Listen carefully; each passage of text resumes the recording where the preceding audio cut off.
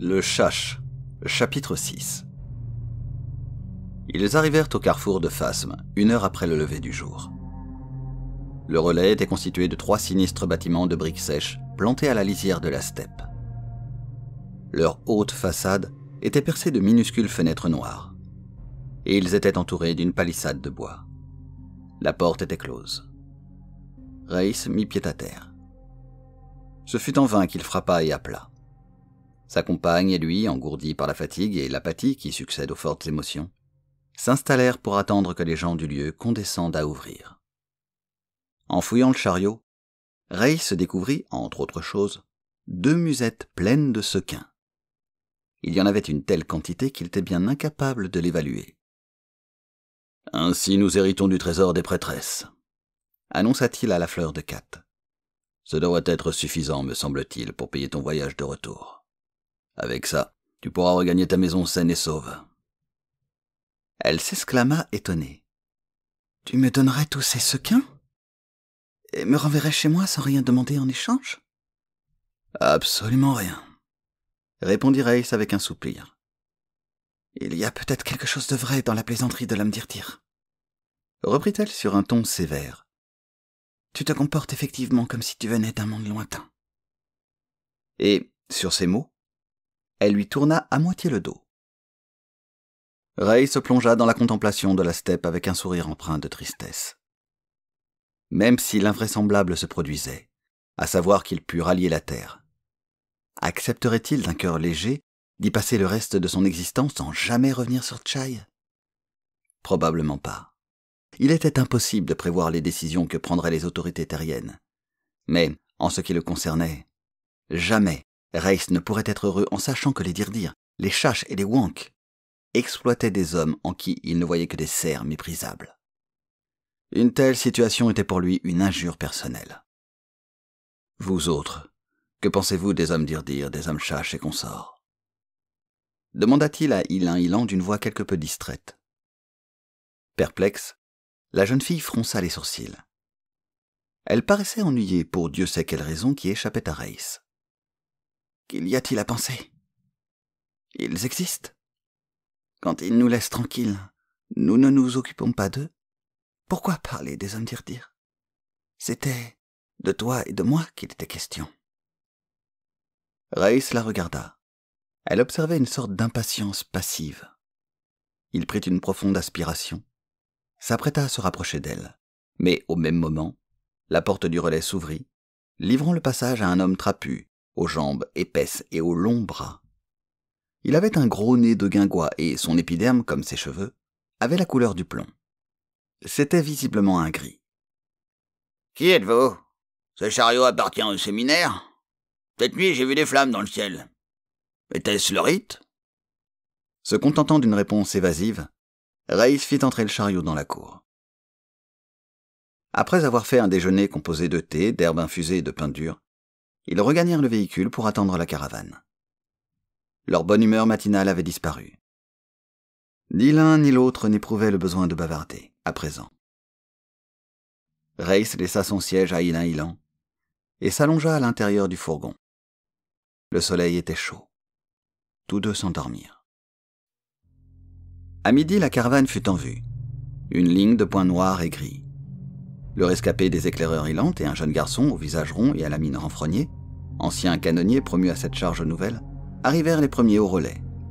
Ils firent rebrousser chemin à leurs chevaux sauteurs et rejoignirent le gros de la troupe. Les hauts chariots attelés, dont les conducteurs étaient enveloppés de capes volumineuses et dont le visage émacié disparaissait sous les bords rabattus de leurs chapeaux pointus, ne tardèrent pas à se présenter, suivis par les pavillons ambulants. Les passagers étaient assis derrière les portes de leur compartiment. Traz manifesta une joie évidente en retrouvant Reiss. Quant à Anacho, l'homme Dirdir, il eut un geste aérien de la main qui pouvait vouloir dire n'importe quoi. « Nous étions persuadés qu'on t'avait enlevé ou assassiné, » dit Traz. « On a fouillé les collines, on a exploré la steppe sans rien trouver. Nous devions aller aujourd'hui te chercher au séminaire. »« Nous ?» répéta le terrien. « L'homme Dirdir et moi ? Ce n'est pas un aussi mauvais bougre qu'on pourrait le croire. » « Il n'y a plus de séminaire, » laissa tomber Reiss. Baojian apparut, s'arrêta net en voyant Reiss et Ilan, mais ne posa aucune question. Et Reiss, qui le soupçonnait plus ou moins d'avoir aidé les prêtresses à quitter le dépôt de Zadno, s'abstint de lui donner le moindre détail. Le maître de caravane leur désigna des compartiments et accepta le chariot des prêtresses pour prix de voyage. Il les emmènerait jusqu'à Pera. Après qu'on eut déchargé les marchandises et embarqué d'autres ballots à bord, la caravane reprit la route du nord-est. Des jours durant, elle cahota paresseusement à travers la steppe. D'abord, il fallut contourner un lac large et peu profond aux eaux brunâtres. Puis on franchit avec un luxe de précaution un marécage tapissé de joncs blancs et articulés. L'éclaireur repéra une embuscade montée par une tribu d'hommes nains, des marais, qui s'égayèrent sans demander leur reste à travers les roseaux avant que les canons eussent eu le temps d'être pointés.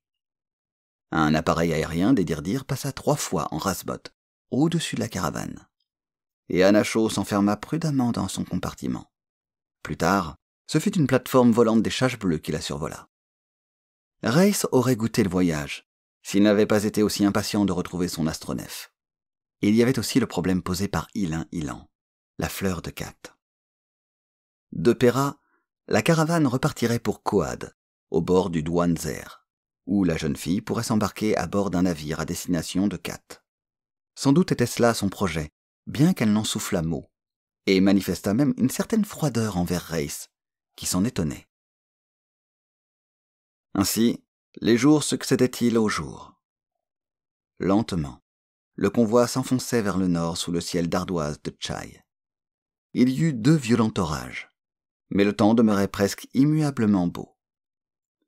Ils pénétrèrent dans une forêt obscure, et le lendemain, ils suivirent une ancienne chaussée traversant une vaste et sombre fondrière couverte de plantes bulles et grouillant d'insectes bulles, qui copiaient ces dernières.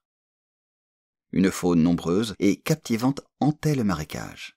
Il y avait des créatures aptères de la taille d'une grenouille qui planaient dans les airs en faisant vibrer leur queue en forme d'éventail. D'autres, plus grosses, tenant le milieu entre l'araignée et la chauve-souris, se fixaient au fil qu'elles produisaient et flottaient au vent en déployant leurs ailes comme des cerfs-volants. Au dépôt du Mont des Tempêtes, la caravane en rencontra une autre, qui se dirigeait vers Malagash, localité située au sud, derrière les collines du golfe d'Edadja. Ils aperçurent à 2 reprises de petites bandes de chaches verts, mais ils ne passèrent pas à l'attaque. Le maître de caravane déclara qu'il s'agissait de groupes de pariades qui rejoignaient une zone de procréation au nord de la steppe morte. À un moment donné, une troupe de nomades, hommes et femmes de haute taille à la figure peinte en bleu, s'arrêta pour regarder passer les voyageurs. Au dire de Traz, c'étaient des cannibales. Les femmes étaient d'aussi rudes combattantes que les hommes. En 2 occasions, la caravane passa à proximité de villes en ruine. Elle fit également un crochet au sud pour livrer des aromates, des essences et des bois rares à une communauté de vieux chaches. Reiss trouva leur cité particulièrement fascinante. C'était une multitude de petits dômes blancs à demi dissimulés sous le feuillage. Et il y avait des jardins partout. L'air avait un arôme dont la fraîcheur particulière était due aux effluves des grands arbres d'un vert jaunâtre, qui n'étaient pas sans rappeler les peupliers, et portaient le nom de Adarak.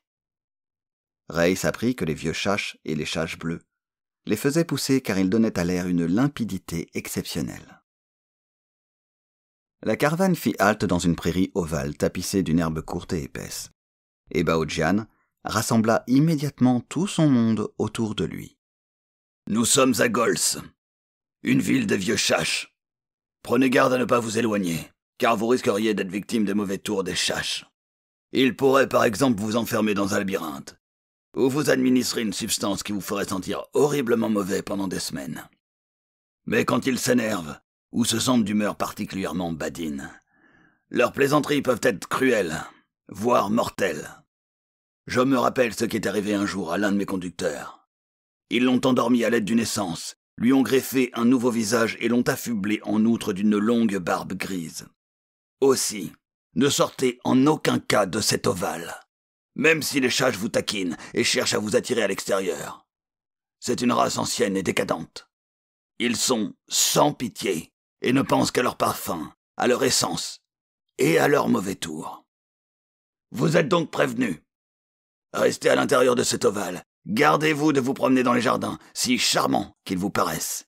Et si vous tenez à conserver la vie et la raison, n'entrez sous aucun prétexte dans les dômes des vieux chaches. » Le maître de caravane n'en dit pas davantage.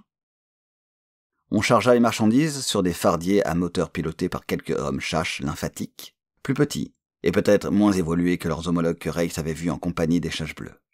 Ils étaient fluets, avaient des épaules voûtées, un visage gris et ridé, un front proéminent, une petite bouche en cul de poule surmontant un menton inexistant. Eux aussi arboraient une perruque qui faisait un bourrelet au-dessus de leurs yeux et s'achevait par une crête. Leur allure était furtive et précipitée. Ils n'adressaient pas la parole aux caravaniers et ne s'intéressaient qu'à leur travail. Bientôt, 4 vieux chaches apparurent. Ils marchèrent droit sur le chariot collectif et Race put les examiner de près. On aurait dit de gros poissons d'argent dotés de membres semi-humains, d'aspect grotesque. Leur épiderme satiné, qui faisait penser à l'ivoire, était recouvert d'écailles quasiment imperceptibles. Ils avaient l'air d'être fragiles, presque desséchés. Ils avaient de petits yeux argentés, pas plus gros que des billes, qui, sans cesse, roulaient dans tous les sens. Race, qui les observait avec un vif intérêt, vit que leur regard s'apesantissait sur lui.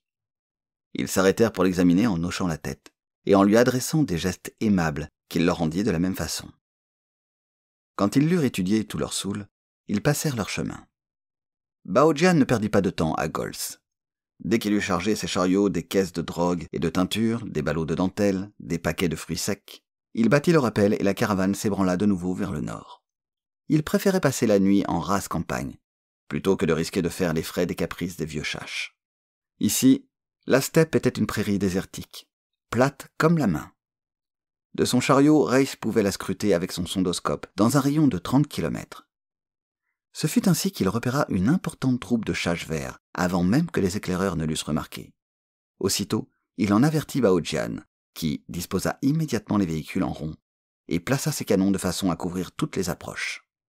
Les chaches verts galopaient, en brandissant au bout de leurs lances des étendards jaunes et noirs, signe d'agressivité et de férocité. « Ils arrivent juste du nord », expliqua Traz à Race. « C'est pour cela qu'ils arborent ces bannières. Là-haut, ils se gorgent de carlets et d'angbut, ce qui leur épaissit le sang et les rend irascibles. Lorsqu'ils agitent leurs drapeaux jaunes et noirs, les emblèmes eux-mêmes aiment mieux se retirer et refuser le combat. » Pourtant, en dépit de leur oriflamme, les guerriers n'attaquèrent pas. Ils firent halte à quelques 1500 mètres de la caravane. Race, l'œil collé au sondoscope, constata qu'ils étaient très différents des vieux chaches. Mesurant entre 2,10 m et 2,40 m, ils étaient mastocs et avaient des membres massifs. Leur écaille accusée était d'un vert au reflet métallique. Leur visage, étroit et patibulaire, grimaçait hideusement sous la proéminence de leur cuir chevelu. Ils portaient de grossiers tabliers de cuir et des baudriers hérissés d'épées, de piques et de catapultes analogues à celles des emblèmes. Et Ray se songea qu'il valait mieux éviter de rencontrer ces êtres-là au corps à corps. Sans descendre de leur gigantesque monture, les chaches restèrent 5 bonnes minutes à observer la caravane. Puis ils s'éloignèrent vers l'est. Le convoi se reforma et reprit sa marche. La prudence des chaches verts intriguait Traz. Quand ils font flotter le jaune et le noir, ils se conduisent comme des insensés. Peut-être nous prépare-t-il une embuscade derrière quelque forêt. Baojian, qui flairait un stratagème de ce genre, envoya ses éclaireurs en reconnaissance profonde pendant les jours qui suivirent. La nuit, toutefois, on ne prenait pas de mesures de protection spéciales car, quand l'obscurité tombait, les chaches verts s'assoupissaient et n'étaient plus que des masses inertes et ronflantes jusqu'à l'aube. La caravane était maintenant tout près de Pera, son terminus. Le transcom de Race indiquait que le second capteur se trouvait à 90 km à l'ouest. Il s'informa auprès du maître de caravane, qui lui apprit que ses coordonnées correspondaient à la ville de Dadish. C'était une cité des chaches bleues. « Je te conseille de les éviter, » ajouta-t-il. « Ce sont d'affreuses crapules, aussi malignes que les vieux chaches, et aussi sauvages que les vers. » « Ne font-ils pas commerce avec les hommes ?»« Si, il y a même des échanges considérables. En fait, Pera est un dépôt marchand pour les Chages Bleues. Les transactions sont effectuées par une caste de livreurs qui, seuls, ont accès à Dadish. À mon avis, les Bleus sont les plus détestables de tous les Chaches. Les vieux Chaches ne sont pas sympathiques, mais ils sont plus espiègles que méchants. Bien sûr, il arrive parfois que les conséquences soient les mêmes. C'est comme l'orage qui se prépare. Bao Jian montra du doigt les épaisses nuées noires qui s'amoncelaient à l'ouest. Il nous mouillera autant que si l'océan nous engloutissait. À Pera, tu feras demi-tour et tu retourneras à Quad. D'ici à 3 jours.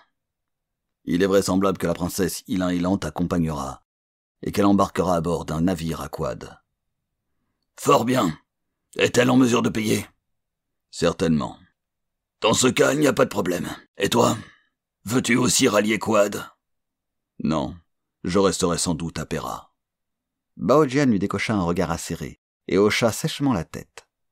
Les Yao dorés de Kat sont honorables. Mais sur Chai, il est impossible d'être sûr de quoi que ce soit à l'avance. Sauf des ennuis. Les Chages verts nous talonnent. C'est un miracle qu'ils ne nous aient pas attaqués. Je commence à espérer que nous atteindrons Pera sans incident. Mais le maître de caravane se trompait. Alors même que Pera était en vue, un ensemble de palais en ruine et de monuments effondrés entourant une citadelle centrale, et qui était une cité semblable à beaucoup de celles que les voyageurs avaient eu l'occasion de voir au passage, les Chages verts surgirent de l'est. Ce fut le moment que Laura choisit pour éclater. La steppe s'embrasa d'éclairs, et de sombres nappes de pluie balayèrent l'étendue. Estimant que Pera ne lui serait pas un refuge, Bao Jian fit faire le cercle de défense. Il eut tout juste le temps de se mettre en position. Cette fois, en effet, les Chages verts ne manifestaient ni indécision, ni timidité. Courbés sur l'encolure de leurs bêtes, ils chargèrent dans l'intention d'ouvrir une brèche dans le rempart des chariots. Les canons de la caravane exhalèrent leur bizarre hoquet gargouillant, presque inaudible tant le tonnerre était assourdissant.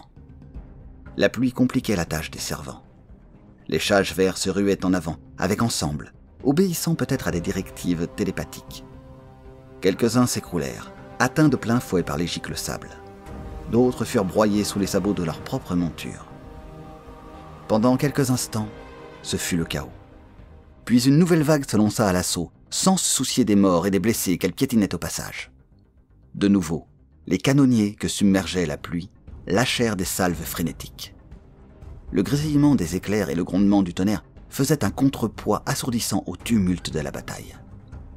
Les Chages tombaient plus vite qu'ils n'avançaient. Aussi changèrent-ils de tactique. Ceux qui étaient tombés de leur monture prirent position derrière les monstrueux chevaux sauteurs et pointèrent leurs catapultes. La première volée de flèches tua 3 canonniers.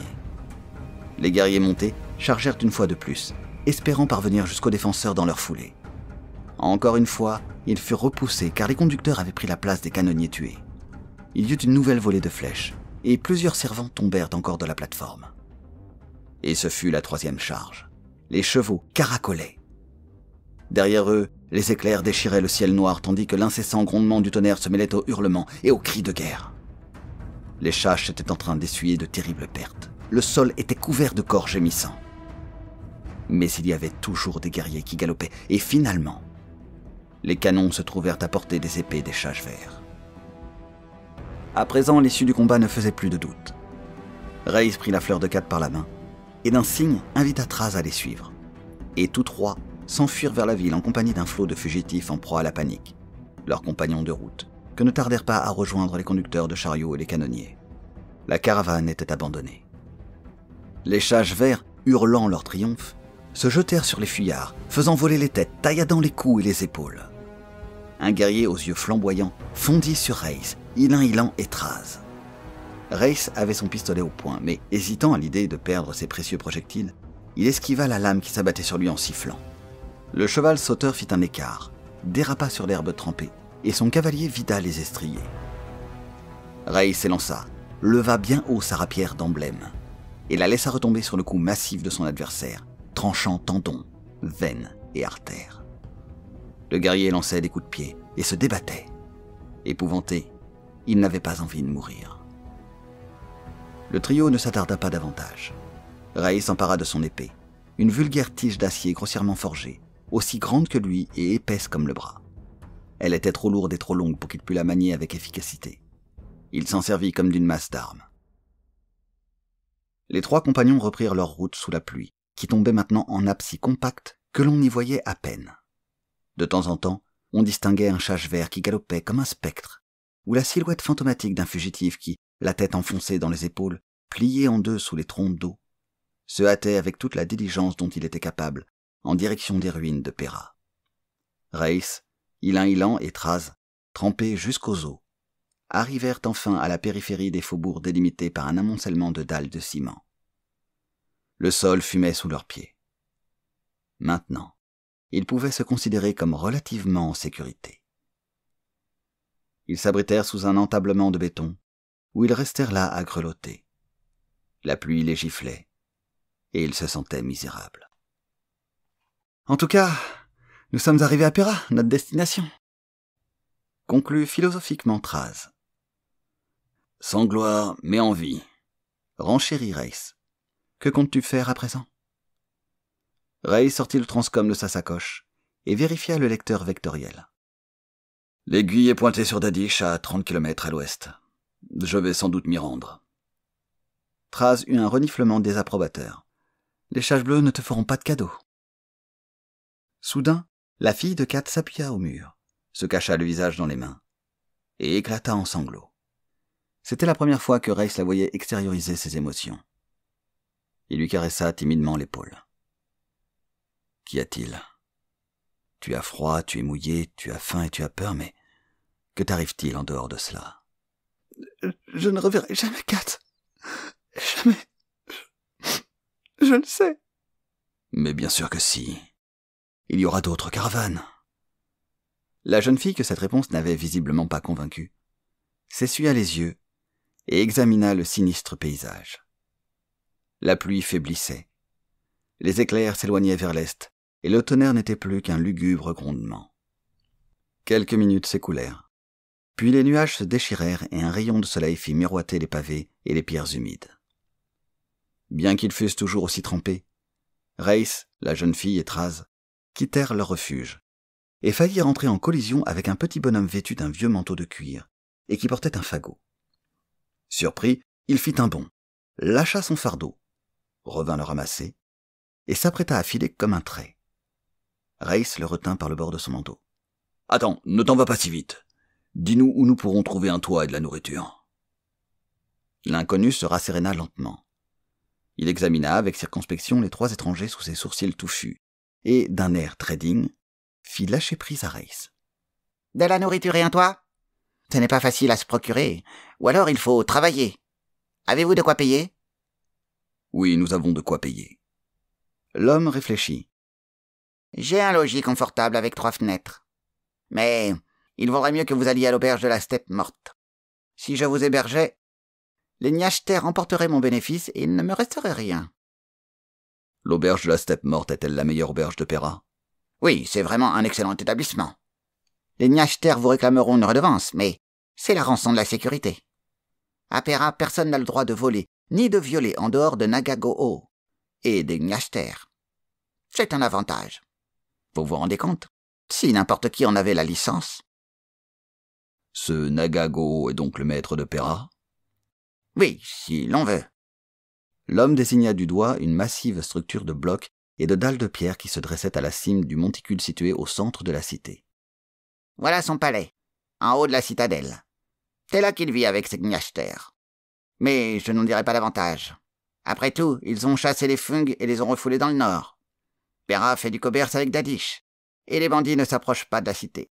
Les choses pourraient être pires. »« Je vois. » murmura Reiss. « Bon.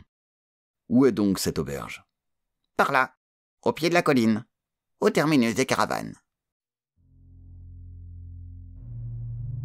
Le Chash, chapitre 7. L'auberge de la Steppe morte était l'édifice le plus grandiose que Reiss eût jamais vu dans une cité en ruine.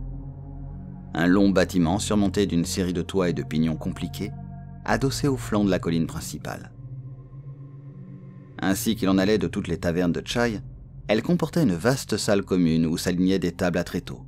Mais au lieu de bancs grossiers, l'établissement s'enorgueillissait de ses superbes chaises de bois noir sculpté, muni d'un haut dossier droit. La pièce était éclairée par 3 candélabres de verre colorés de fer noir. Au mur étaient accrochés de très anciens masques de terre cuite, représentant de fantastiques visages semi-humains. Autour des tables s'agglutinaient les rescapés de la caravane. Une odeur appétissante flottait dans l'air, et Race commença à se sentir agaillardi. Au moins pouvait-on trouver ici quelques petites concessions au confort et au raffinement. L'aubergiste était un petit homme rondouillard dont le visage s'ornait d'une barbe rousse bien taillée et d'une paire d'yeux protubérants. Ses mains étaient sans cesse en mouvement, et il n'arrêtait pas de piaffer comme si la hâte était le maître mot de son existence. Quand Race lui demanda s'il pouvait les loger tous les 3, il leva les bras au ciel avec désespoir. « Oh, mais n'es-tu pas au courant? Les démons verts ont anéanti le convoi de Baojan. Tu vois, ici les survivants, il faut que je leur trouve de la place. Il y en a qui ne peuvent pas payer, mais tant pis. D'ordre de Nagago, je suis forcé de les héberger quand même. Oh. » Nous faisions partie de la caravane, nous aussi, répliqua Race. D'ailleurs, nous sommes en mesure de payer. Du coup, le tavernier se fit plus optimiste. « Je vous trouverai une chambre. Il faudra vous en contenter. Laisse-moi te donner un conseil. » Il jeta un coup d'œil furtif derrière lui. « Soyez discret. Il y a eu des changements à Pera. » On les conduisit dans un cagibi d'une propreté raisonnable, et 3 paillasses furent installées. Il n'y avait pas de vêtements secs à l'auberge, et, dans leurs effets mouillés, Race, Ilan et Traz descendirent dans la salle commune, où ils retrouvèrent Anacho, l'homme d'Irdir, qui était arrivé 1 heure plus tôt. Baojian était là, lui aussi, assis à l'écart. Il regardait le feu d'un air songeur.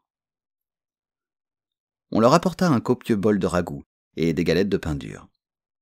Tandis qu'ils dînaient, 7 hommes entrèrent dans la salle, qu'ils se mirent à inspecter d'un air féroce.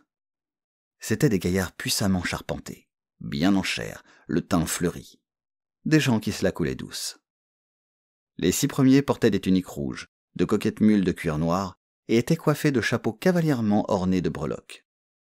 Race présuma qu'il s'agissait des Gnashter.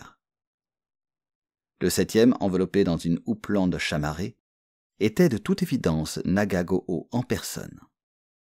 Grand et maigre, il avait une tête remarquablement grosse, à l'expression rusée. Sa voix s'éleva dans le silence qui s'était fait. « Vous êtes tous les bienvenus à Pera. C'est une ville heureuse et paisible. Vous vous en rendrez compte. Les lois y sont appliquées sévèrement. Une taxe de séjour est exigible.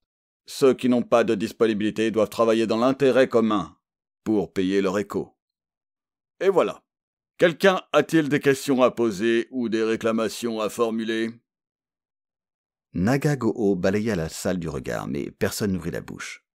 Les Gnashter firent la collecte. Race paya avec mauvaise grâce une taxe de 9 sequins pour lui, Traz et la fleur de Cat. Personne ne semblait juger cette ponction abusive. Race en conclut que l'absence de discipline sociale était si répandue que tout le monde trouvait normal que les privilégiés exploitent ainsi la situation. Soudain, Nagago s'aperçut de la présence d'Ilan et, bombant le torse, se mit à lisser sa moustache d'un air avantageux. Il fit signe à l'aubergiste, qui se précipita vers lui, et un colloque s'engagea à voix basse. Nagago ne quittait pas la fleur de Cat des yeux. Le tavernier traversa la salle, se pencha sur Race et lui dit à l'oreille. « Nagago a remarqué cette femme. Il veut connaître son statut. Est-ce une esclave? Est-ce ta fille ou ta femme ?» Pris au dépourvu, Race lança un regard en coulisses à Ilan. La jeune fille était crispée. S'il déclarait qu'elle était libre et indépendante, elle serait à la merci de Nagago. D'un autre côté, s'il affirmait qu'elle lui appartenait, elle le nierait sans aucun doute avec indignation. « Je l'escorte », finit-il par répondre. « Elle est sous ma protection. » L'aubergiste fit la moue, haussa les épaules, et alla faire son rapport à Nagago, qui eut un petit geste de la main, et cessa de prêter attention à Ilan. Bientôt il s'en alla. La chambre était exiguë, et se trouvait aussi près de la fleur de Cat, avec quelque chose de troublant. Assise sur sa couche, entourant ses genoux de ses mains, elle avait l'air démoralisée. « Allons, un peu de courage », l'exhorta Race. La situation n'est pas si désastreuse que ça. Elle secoua tristement la tête. Je suis perdu au milieu des barbares. Un caillou tombé dans le gouffre de Tambara, auquel personne ne pense plus. C'est ridicule, s'exclama Ray sur un ton moqueur. Tu repartiras avec la première caravane qui quittera Pera. Mais cela ne suffit pas à convaincre Ilan. Chez moi, on en nommera une autre fleur de cat, et elle prendra ma fleur au banquet de la saison. Les princes adjureront les jeunes filles de révéler leur nom, et je ne serai pas là. Personne ne me demandera. Personne ne connaîtra mes noms. Eh bien, dis-les-moi. J'aimerais les connaître. Elle tourna la tête vers lui. C'est vrai? Tu le penses vraiment? Bien sûr, répondit Race, étonné par la passion qui vibrait dans la voix d'Ilan. Elle jeta un regard furtif à Traz, qui était occupé à arranger sa paillasse. Sortons, souffla-t-elle à l'oreille du terrien. Et elle sauta sur ses pieds. Race la suivit sur le balcon. Ils restèrent un bon moment accoudés à la balustrade, à regarder les ruines de la cité. Leurs coudes se frôlaient. Az dérivait entre les nuages déchiquetés. Quelques lumières mornes brillaient à leurs pieds. On entendait au loin une mélopée ténue et le son aigu d'un plectre. Enfin, la fleur de cat chuchota sur un débit précipité. Mon nom de fleur est Ilan, tu le sais, c'est mon nom de fleur, mais il ne sert que pour les rassemblements et les fêtes. Le souffle court, elle le regarda. Elle était si proche de lui que Race respirait son parfum roboratif, à la fois acerbe et doux. « Et tu as d'autres noms ?» demanda-t-il d'une voix enrouée. « Oui. » Elle poussa un soupir et se pelotonna encore davantage contre Race, qui commençait à avoir de la difficulté à respirer. « Pourquoi ne me les as-tu pas encore demandés? Tu devrais savoir que je te les aurais dit. » Eh bien, quels sont tes noms? Mon nom de cour est Charzarine, fit-elle avec gravité. Elle hésita, et posant sa tête sur l'épaule de Race, qui la tenait par la taille, elle ajouta. Mon nom d'enfant était Zosie, mais mon père est seul à m'appeler ainsi. Nom de fleur, nom de fille, nom d'enfant. En as-tu encore d'autres? Oui. Mon nom d'ami, mon nom secret et un autre. Mon nom d'ami, veux-tu le connaître? Si je te le dis, nous serons alors amis, il faudra que tu m'apprennes le tien. Bien entendu, fit Race d'une voix rauque. Derle. Race baissa le visage qui se tendait vers lui. Mon prénom est Adam. Est-ce ton nom d'ami? Oui, j'imagine que tu le désignerais ainsi. As-tu un nom secret? Pas à ma connaissance. Elle émit un petit rire nerveux. C'est peut-être mieux ainsi, car si je te le demandais, et si tu me le disais, je connaîtrais ton âme secrète, et alors... Haletante, elle le dévisagea. Tu as sûrement un nom secret, un nom que tu es seul à connaître. J'en ai un. Race, grisé, jeta toute prudence par-dessus les moulins. Quel est-il? Elle approcha sa bouche de son oreille. Liae. C'est une nymphe qui réside dans les nuages au-dessus du mont Tarantissa et qui aime Tan, le dieu étoile. Elle le regardait, et elle n'était plus qu'attente. Elle fondait, et Race l'embrassa avec ferveur. Elle soupira. Quand nous serons seuls, tu m'appelleras Liae, et je t'appellerai Tan. Ce sera ton nom secret. Race se mit à rire. Si tu veux. Nous resterons ici. Bientôt il y aura une caravane qui partira vers l'est, Alors nous traverserons la steppe pour Aliequad. Là, nous prendrons un bateau pour franchir l'océan de Rachad, et nous gagnerons vers Vodey, au pays de Kat. Raïs posa sa main sur la bouche de la jeune fille. Je dois aller à Dadish. À Dadish? La cité des Chaches Bleues? Mais c'est une obsession. Pourquoi faire? Raïs leva les yeux vers le ciel, comme pour puiser des forces au spectacle des étoiles, encore qu'aucune de celles qui étaient visibles ne pût être seule. Que répondre? S'il disait la vérité, elle le prendrait pour un fou, même si c'étaient ses propres ancêtres qui avaient envoyé des signaux à la Terre. Il hésitait, s'en voulant de son indécision. La fleur de Kat, Ilin, Ilan, Char, Zarin, Zosi, Derl ou Liae, selon les circonstances de la vie mondaine, le prit par les épaules et plongea son regard dans le sien. Maintenant que pour moi tu es Ktan, et que je suis Liae pour toi, ta pensée est ma pensée, ton plaisir est mon plaisir. Alors, dis-moi ce qui te pousse à vouloir aller à Dadish. Raïs exhala un profond soupir. Je suis venu à Khotan, dans un vaisseau spatial. Les Chaches Bleues ont failli me tuer, et ils ont emmené mon engin à Dadish, du moins je le présume. Il faut que je le récupère. La fleur de Kat parut médusée. Mais où as-tu appris à piloter un vaisseau spatial?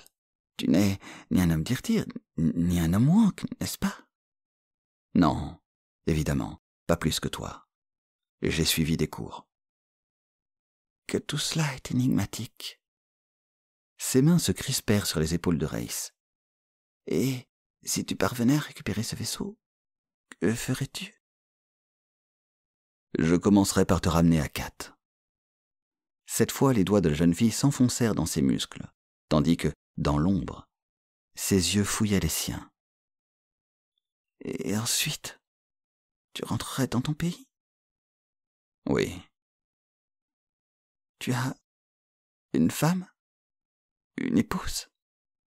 Oh non, absolument pas. Quelqu'un qui connaît ton nom secret? Je n'avais pas de nom secret avant que tu ne m'en aies donné un. Elle le lâcha, et se penchant sur la balustrade, contempla tristement l'antique Pera. Si tu vas à Dadish, ils te sentiront, et te tueront. Ils me sentiront? Que veux-tu dire? Elle lui jeta un coup d'œil furtif. Que tu es énigmatique. Tu sais à la fois tellement de choses et si peu. Tu pourrais être originaire de l'île la plus reculée de Tchai. Le sens olfactif des Chaches Bleues est aussi précis que notre vision. Il faut quand même que j'essaye. Je ne comprends pas, fit-elle d'une voix morne. Je t'ai révélé mon nom, je t'ai donné ce que j'ai de plus précieux et tu n'es pas touché.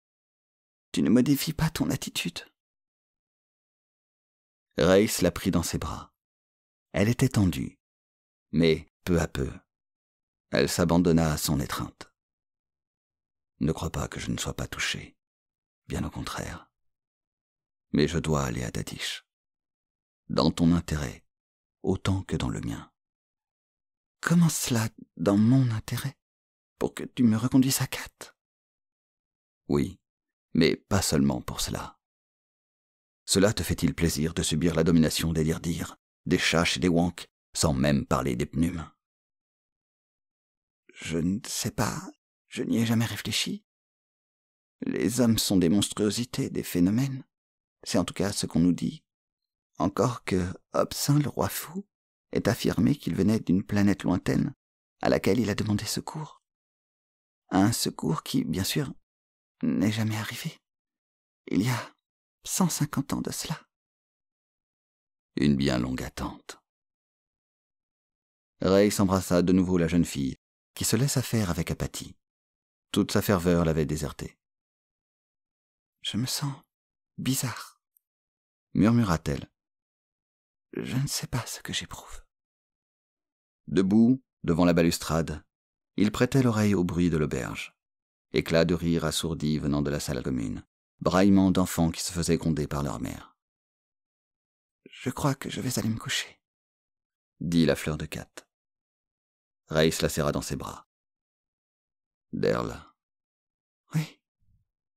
À mon retour de Dadish. Tu n'en reviendras pas. Les Chaches Bleues te captureront, et tu serviras à leur jeu.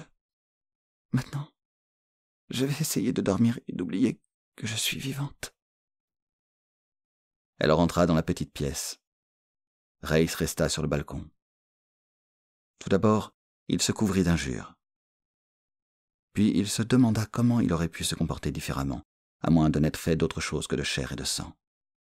Demain, il se rendrait à Dadish, afin de savoir une fois pour toutes à quoi s'en tenir sur son sort. Le Chash, chapitre 8. La nuit prit fin, et ce fut le matin. Ce fut d'abord une tonalité sépia, puis une lueur blême. Enfin, 4269 de la carène apparut. Des cuisines s'élevaient des fumées. Il y avait un tintamarre de vaisselle entrechoquée. Quand il arriva dans la salle commune, Reiss retrouva Anacho, l'homme d'Irdir, en train de boire du thé. Il s'installa à côté de lui, et une fille de cuisine lui apporta du thé. « Que sais-tu de Dadish ?» demanda-t-il à l'homme d'Irdir. « C'est une ville relativement ancienne, » répondit Anacho en entourant le récipient de ses longs doigts pâles pour se réchauffer les mains. « Elle a 20 000 ans ou quelque chose comme ça. C'est le principal astroport des Chaches, bien qu'il y ait peu d'échanges entre eux et Godag, leur planète d'origine. Au sud de la cité sont implantées des usines, des installations techniques, et il y a même un peu de trafic commercial entre les Dirdir et eux, quoique les uns et les autres prétendent le contraire. Que vas-tu chercher à Dadish ? » Les yeux d'Anacho, des yeux d'un gris liquide, des yeux de hibou, étaient braqués sur Reiss. Reiss réfléchit. Se confier à Anacho, qu'il considérait encore comme une quantité inconnue, n'apporterait rien. Les Chaches m'ont pris quelque chose de précieux que je voudrais récupérer si possible. Finit-il par répondre. Intéressant, fit l'autre. Il y avait une nuance de sarcasme voilée dans sa voix. Je me sens vexé. Qu'est-ce que les Chaches pourraient bien voler à un sous-homme qui mériterait qu'on fasse un voyage de 1000 lieues pour le récupérer? Et comment le dit sous-homme pourrait-il espérer récupérer son bien? Ou même en retrouver la trace? Je la retrouverai. C'est la suite qui me pose un problème. Tu m'intrigues, dit l'homme d'Irdir. Qu'envisages-tu de faire pour commencer? J'ai besoin de renseignements. J'aimerais savoir si des gens comme toi et moi peuvent entrer dans Dadish et en ressortir sans encombre. En ce qui me concerne, c'est hors de question, répondit Anacho. Mon odeur leur apprendrait tout de suite que je suis un homme d'Irdir. Leur sensibilité olfactive est stupéfiante. La nourriture que l'on absorbe dégage des arômes qui imprègnent la peau. Les Chaches sont capables de les identifier et de faire la différence entre les Dirdir et les Wank, les hommes des marais et les hommes de la steppe, les riches et les pauvres. Et je ne parle pas des variations dues aux maladies, à la saleté, aux onguents, à la diversité des eaux et une dizaine d'autres facteurs encore.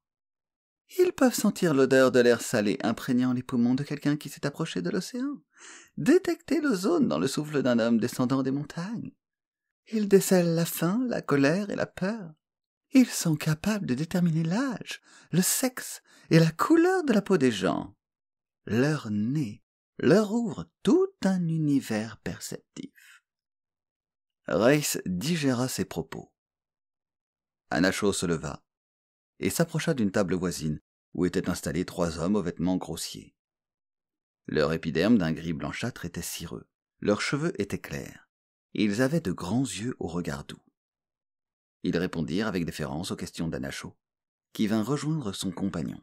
« Ce sont des rouliers qui se rendent régulièrement à Dadish. À l'ouest de Pera, il n'y a rien à redouter. Les Chaches verts évitent les canons de la cité. Personne ne nous cherchera noise en chemin. »« Nous, tu m'accompagnes ?»« Pourquoi pas? Je n'ai jamais vu Dadish ni les jardins qui l'entourent. Nous n'aurons qu'à louer une paire de chevaux sauteurs et nous approcher à 1 ou 2 kilomètres de la ville. D'après les rouliers, les Chaches en sortent rarement. »« Parfait !» s'exclama Reiss. Je vais prévenir Traz.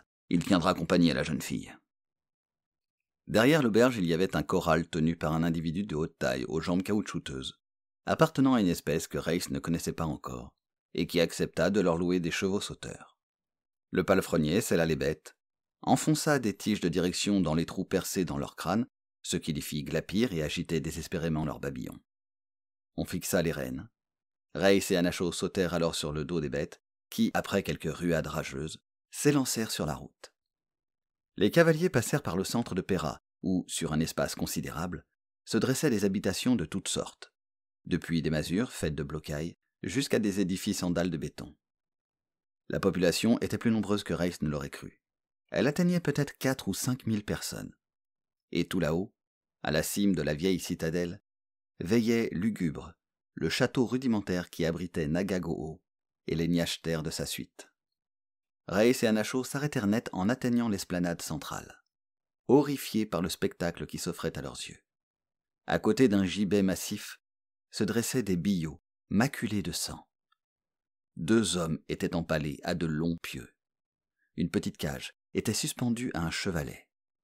Une créature nue, noircie par le soleil, y était accroupie. Elle avait à peine forme humaine. Un niachter était vautré à proximité. Un jeune guerrier maflu, vêtu de la tunique d'un rouge éteint, et du kilt noir qui était l'uniforme de ses semblables. Tirant sur les rênes, Reiss lui demanda en désignant la cage du doigt. « Quel crime a-t-il commis ?»« Il s'est montré récalcitrant quand Nagagoo a convoqué sa fille pour son service. »« Et il y a longtemps qu'il est accroché comme ça ?» Le niachter leva les yeux vers la potence et répondit avec indifférence. « Oh, il durera encore 3 jours. La pluie l'a rafraîchi, il est plein d'eau. » « Et cela ?» s'enquit Reiss en désignant les cadavres empalés. « Des fraudeurs, des effrontés qui rechignent à verser la dîme à Nagagoo. » Anachot toucha le bras de son compagnon. « Viens !» Reiss s'éloigna lentement. Il était impossible de redresser toutes les injustices de cette affreuse planète, mais quand il se retourna et vit le supplicié dans sa cage, la honte s'empara de lui. Pourtant, que pouvait-il faire ? Se brouiller avec Nagagoo serait risquer de perdre sa vie sans profit pour personne. En revanche, s'il parvenait à récupérer la vedette spatiale et à regagner la Terre, le sort de tous les hommes de Tchai serait peut-être amélioré. C'était du moins ce dont Reiss s'efforçait de se persuader, en essayant de chasser cet odieux spectacle de sa mémoire. Au-delà de Pera s'étendait une mosaïque de champs de forme irrégulière, où des femmes et des jeunes filles cultivaient toutes sortes de plantes. Des fardiers débordant de produits agricoles se dirigeaient vers Dadish. Reiss, qui ne s'attendait pas à des échanges aussi officiels, était étonné. Après avoir chevauché pendant une 15aine de kilomètres, les 2 compagnons furent arrêtés par un barrage et durent attendre que les 2 niachters de garde aient fini de fouiller une charrette transportant des caisses de choux d'aspect pulpeux. Le conducteur dut verser un droit de passage. À Reiss et à Anachot, on demanda 1 sequin par personne. « Il n'y a pas de petit profit pour Nagagoo, » grommela Reiss. « Qu'est-ce qu'il fait de toute sa richesse ?» L'homme d'Irdir eut un haussement d'épaule. « Qu'est-ce que tout le monde fait de la richesse ?» Après avoir franchi un ravin au versant abrupt, la route se mit à faire des méandres. Elle était en pente raide. Au-delà s'ouvrait le territoire des Chaches bleues. C'était un paysage boisé, ponctué de lacs innombrables, et que parcouraient des dizaines de petits cours d'eau. Il y avait des centaines d'espèces d'arbres, des rouges aux palmes semblables à des plumes, des verts qui ressemblaient à des conifères, des noirs, dont les branches portaient des boules blanches, sans compter une multitude de bouquets d'adaracs. Le paysage tout entier n'était qu'un seul jardin méticuleusement entretenu. Plus bas se déployait Dadish, des dômes bas et aplatis, de blanches surfaces incurvées à demi cachées dans la verdure. Il était impossible d'évaluer les dimensions de la cité et l'importance de sa population. La ville et le parc se confondaient, et Reiss ne pouvait faire autrement que de reconnaître que les Chaches bleues vivaient dans un bien agréable environnement. L'homme d'Irdir, quant à lui, conditionné par des normes esthétiques différentes, faisait preuve de condescendance. Cela illustre de façon exemplaire la mentalité des Chaches. Le mépris des formes, l'anarchie, le goût des tortueux. As-tu jamais vu une cité d'Irdir ? Là, c'est de l'authentique noblesse. On en a le souffle coupé. Ce fatras à moitié bucolique. Anacho eut un geste de dédain, révélateur de l'esprit capricieux des chaches bleues. Évidemment, ils ne sont pas aussi avachis et décadents que les vieux chaches. Tu te rappelles, Gols? Mais il y a 20 000 ans que ces derniers agonisent. Qu'est-ce que tu fais? Quel est donc cet instrument? Si Anacho avait posé cette question, c'était parce que Reis, incapable d'imaginer un moyen discret de consulter son transcom, l'avait ouvertement sorti de sa trousse. C'est un appareil indiquant la direction et la distance. Je lis 5 kilomètres. Il examina l'aiguille. La trajectoire passe par ce grand bâtiment surmonté d'une coupole. Il le désigna du doigt. La distance me paraît correcte. Anacho contemplait le transcom avec une fascination lugubre. Où as-tu trouvé cet instrument? Je n'ai jamais vu de travail semblable auparavant. Et ces caractères, ils ne sont ni dire, ni chash, ni wonk. Vient-il d'un coin reculé de Chai où les sous-hommes savent produire des objets de cette qualité? Je suis abasourdi. Je les avais toujours cru incapables de se livrer à une activité plus compliquée que l'agriculture. Anacho, mon ami, rétorqua Reis, tu as encore beaucoup à apprendre. Et tu n'es pas au bout de tes surprises. Anacho se frotta le menton et ramena sa toque sombre sur son front. Tu es aussi énigmatique qu'un Cnum. Reis sortit son sondoscope de sa sacoche et examina les environs. La route dévalait la colline, s'enfonçait dans un bosquet d'arbres en forme de flamme, portant de gigantesques fleurs vertes et pourpres, pour aboutir finalement à un portail s'ouvrant dans un mur qu'il n'avait pas encore remarqué et qui servait visiblement à protéger Dadige des incursions des chaches verts. De là, elle se perdait dans la ville. Des fardiers chargés de denrées se dirigeaient vers la cité. D'autres s'éloignaient, remplis de produits manufacturés. À la vue du sondoscope, Anacho eut un claquement de langue tout à fait irrité et étonné. Mais il ne fit pas de commentaire. Inutile de continuer la route. Laissa tomber Reis. Mais si nous avançons pendant 1 ou 2 kilomètres en suivant la ligne des crêtes, je pourrais voir ce bâtiment sous un autre angle. Anacho n'émit pas d'objection, et ils parcoururent 2 kilomètres. Reis refit le point avec son transcom. La ligne de mire passait par l'édifice à la haute coupole. Il hocha la tête d'un air catégorique. C'est dans ce bâtiment que se trouvent les objets qui m'appartiennent, et que je veux récupérer. Un sourire torve joua sur les lèvres d'Anacho. Fort bien, mais comment vas-tu t'y prendre? Tu ne peux pas galoper jusqu'au portail, frapper et crier « Rendez-moi ce qui m'appartient !» Tu risquerais d'être déçu. Et je doute que tu sois un voleur suffisamment habile pour mystifier les chaches. Alors, que vas-tu faire? Reis considéra mélancoliquement l'imposant dôme blanc. Avant tout, effectuer une reconnaissance rapprochée. J'ai besoin de jeter un coup d'œil à l'intérieur, parce que si cela se trouve, la chose qui m'intéresse le plus n'est peut-être pas là du tout. Anacho dodelina du chef en signe de reproche. Tu parles par énigme. D'abord, tu déclares que tes affaires sont là, et ensuite que, après tout, elles y sont peut-être pas. Ray se contenta de rire, en manifestant une assurance qu'il n'éprouvait pas. Maintenant qu'il était aux portes de Dadige, et sans doute que le vaisseau spatial était à portée de sa main, le problème que posait la récupération de celui-ci paraissait insoluble. En tout cas, cela suffit pour aujourd'hui. Retournons à Pera. Tressautant sur le dos de leur monture, ils regagnèrent la route devant laquelle ils s'arrêtèrent un moment pour regarder passer les véhicules.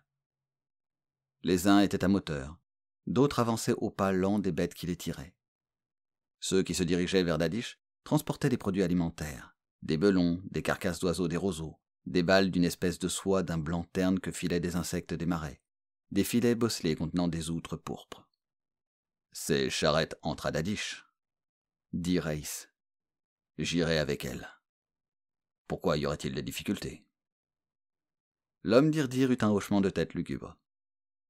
Avec les chaches bleues, on ne peut rien prédire. Ils pourraient te prendre comme bouffon, et tu te retrouverais, par exemple, en train de marcher sur des baguettes au-dessus d'une fosse pleine d'immondices, ou de scorpions aux yeux blancs.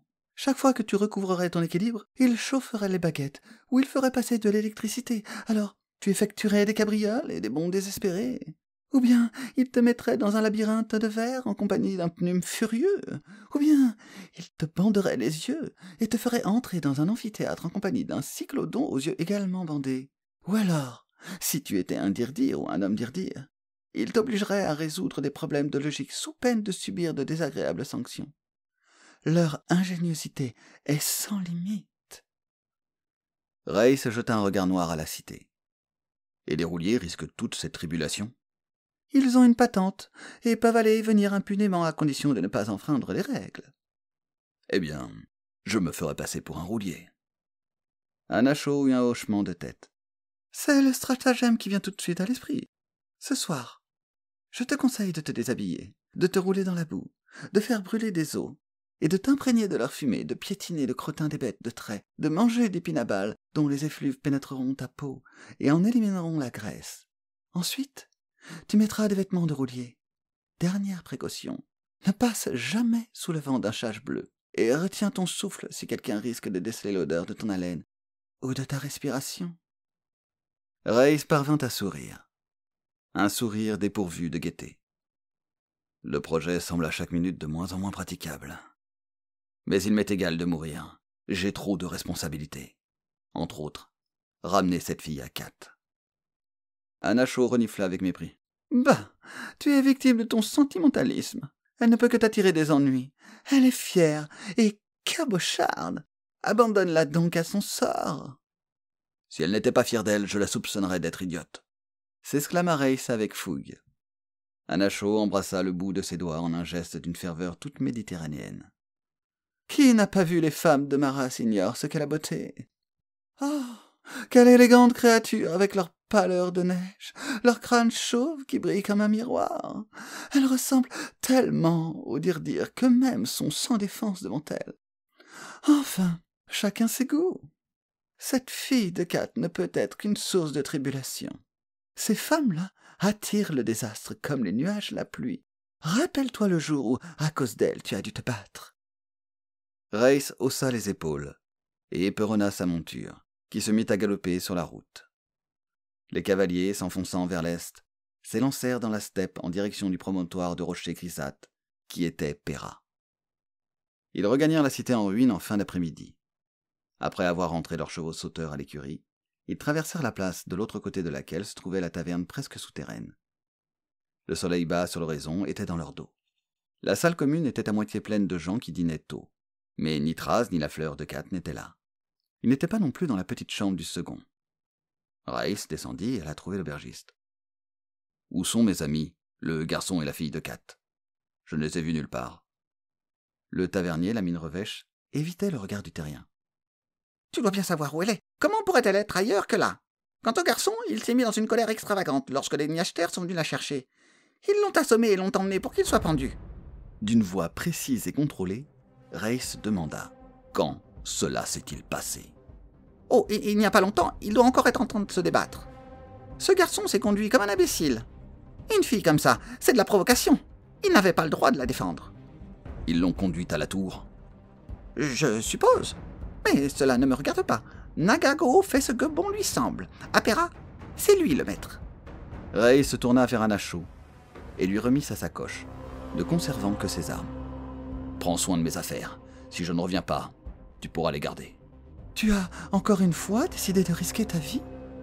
fit Anacho sur un ton où l'étonnement se mêlait à la désapprobation. « Et ce fameux objet que tu tiens tant à récupérer ?»« Cela peut attendre. » Et Ray s'élança en courant vers la citadelle.